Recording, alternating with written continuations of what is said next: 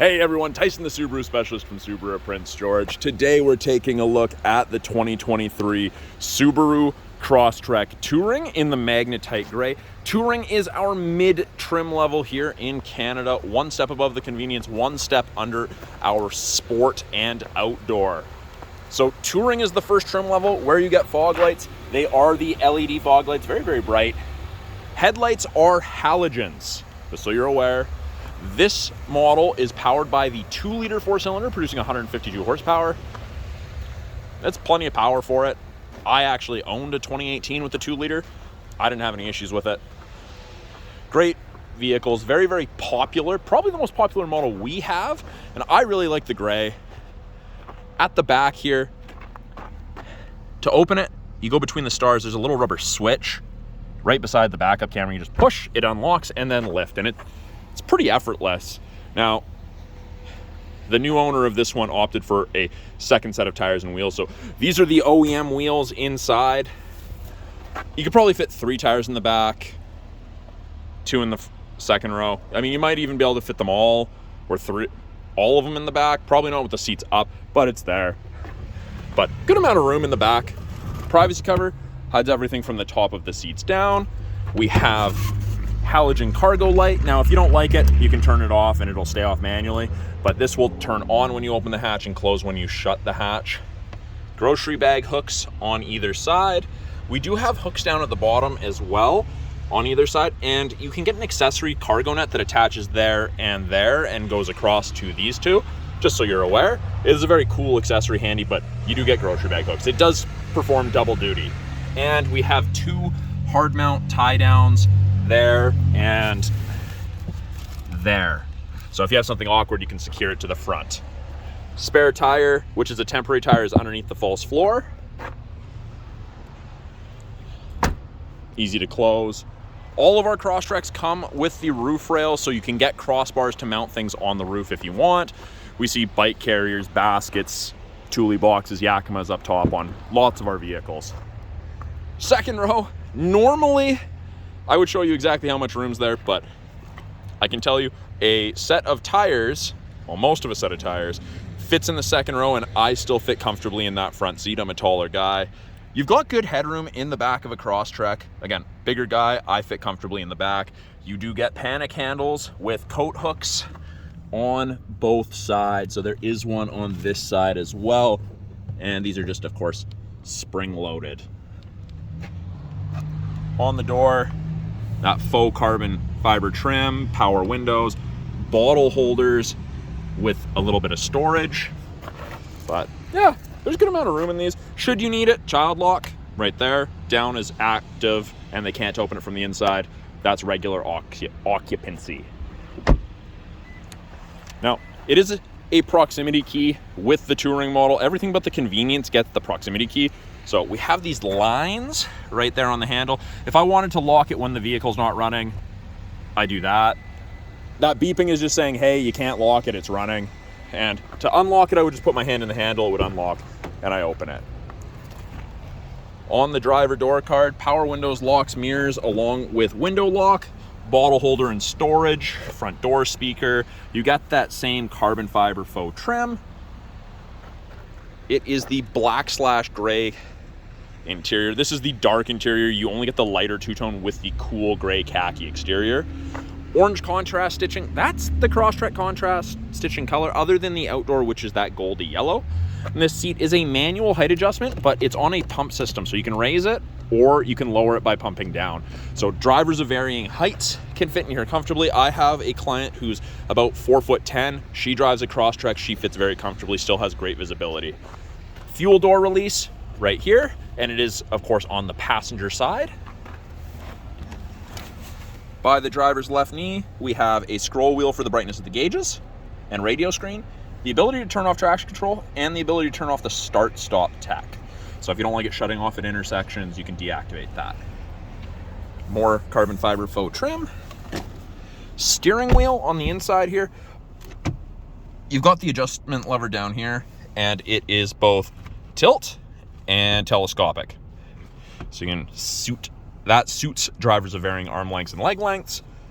Steering wheel looks fairly busy if you're not used to newer cars, but it is really simple. The left-hand side really has to do with Bluetooth and audio controls, switching info screens. These arrows here will change our small center display here. I like the digital speedometer myself. Right-hand side has to do with our adaptive cruise control and our lane centering. And both of those use the 2-color stereo Eyesight cameras that Subaru uses as their safety system.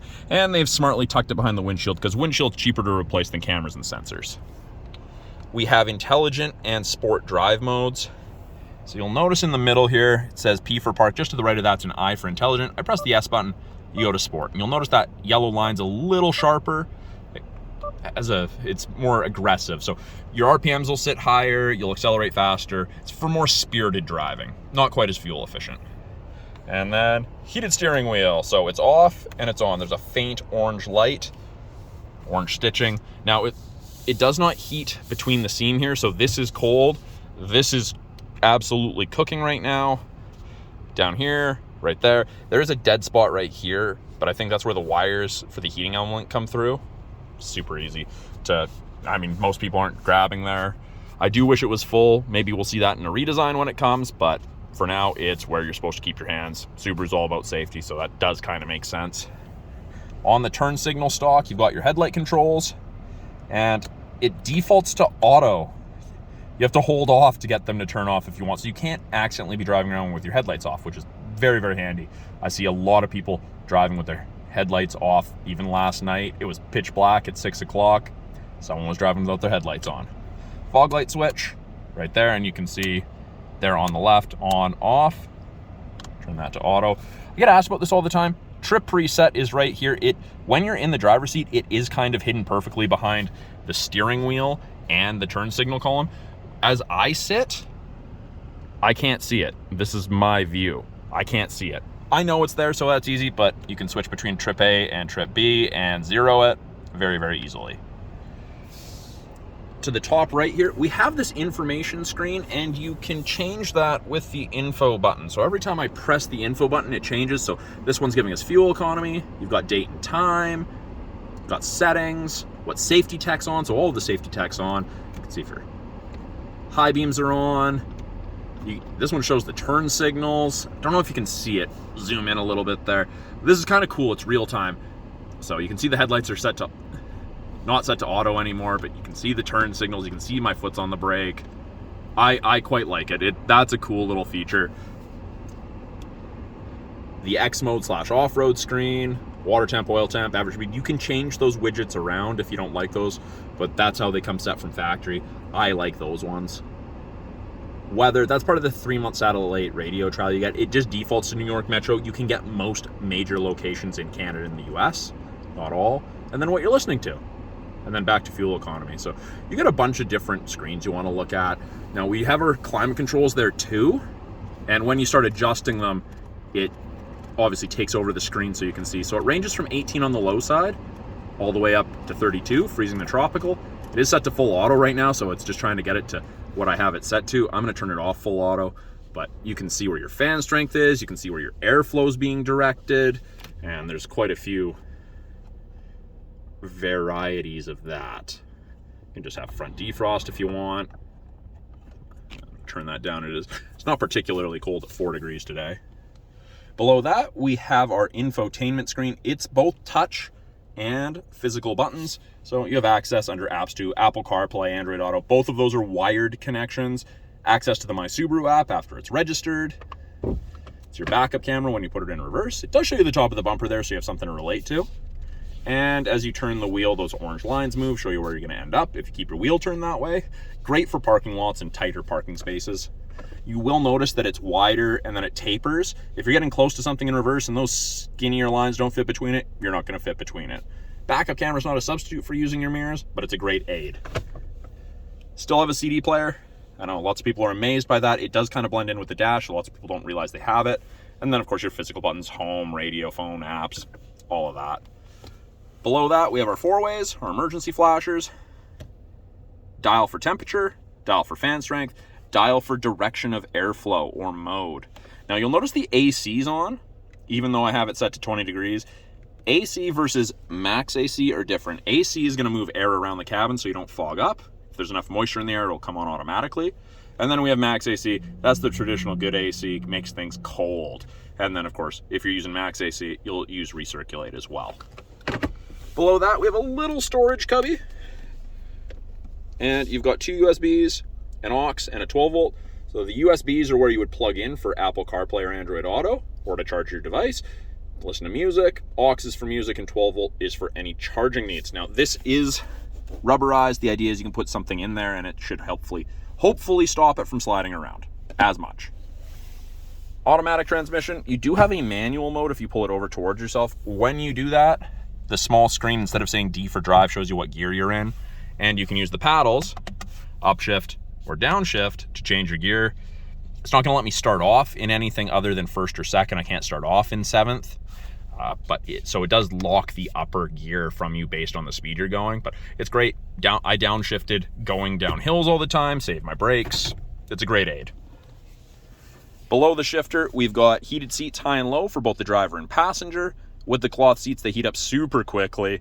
And if you leave the heated seats on and use the remote start from the My Subaru app, they will turn on as well. I'm actually getting cooked out here, so I'm not going to use those anymore. X mode is like 4x4 low in a pickup. It's used for that off-road, rough terrain, under 40 kilometers an hour situations. So you press it. X mode, downhill descent control, rough terrain icon come up.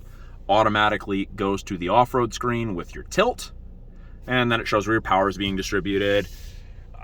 It'll hold you back going down super steep hills. If you have the chance to play around with it, I do recommend it. If you exceed 40 kilometers an hour, it just goes back to regular all-wheel drive. Can't wreck anything. If you're driving down the road and someone accidentally presses this instead of grabbing their coffee, it'll just go beep beep and nothing bad will happen. I just turned it off. Back to regular drive mode. Center console, cup holders. Got a center console here.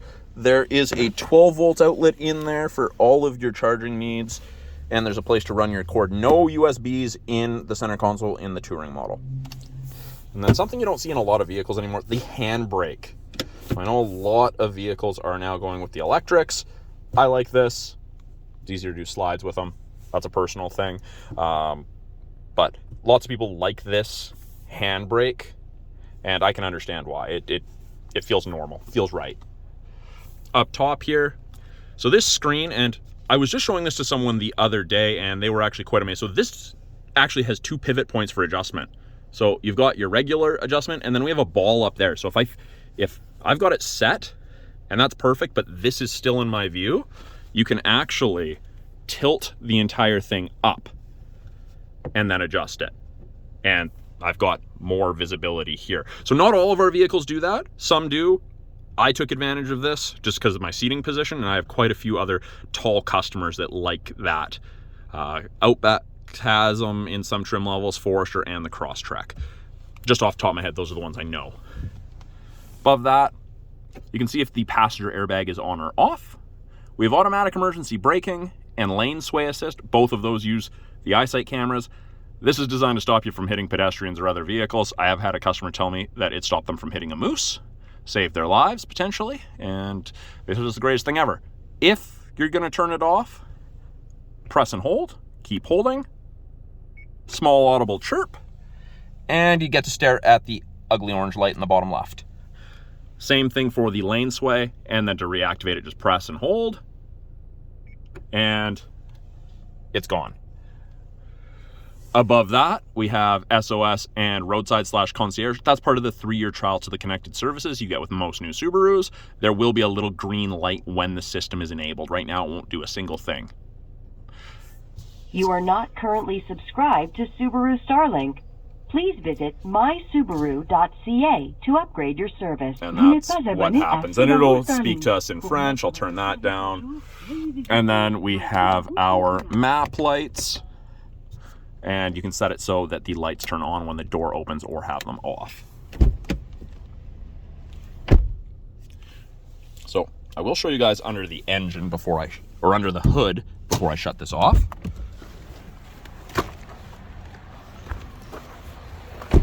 And this is the aftermarket set of winter tires and wheels. So we use A lot of Tourings, I think these are the TR76s. They're a great wheel, a little bit different offset. They stick out a little bit more than the OEMs. Gives it a slightly meaner look. And we've got, I think they're General Ultimax Arctic, so great winter tire. So hood is popped. To open the hood on any of the Subarus, walk up, go to the right-hand side of the Subaru logo when you're facing it, stick your hand in, facing down, move it from right to left, and the lever is right there. So this is the 2-liter. It looks very, very similar to the 2.5 and pretty much anything in our lineup without a top mount intercooler. And pretty much anything in yellow is what the average consumer is going to touch. Brake fluid, washer fluid, oil, coolant. You've got your filter up top. The technicians love that. Got your dipstick. You have easy access to the air filter. And you can actually see the serpentine belt. So Subaru's done a really good job of making it very accessible to do the basics as an owner of the vehicle. I always like to drop those. Yeah. Only one that you really have to give any force to is the WRX with the hood struts. I don't like pushing down on the hoods myself.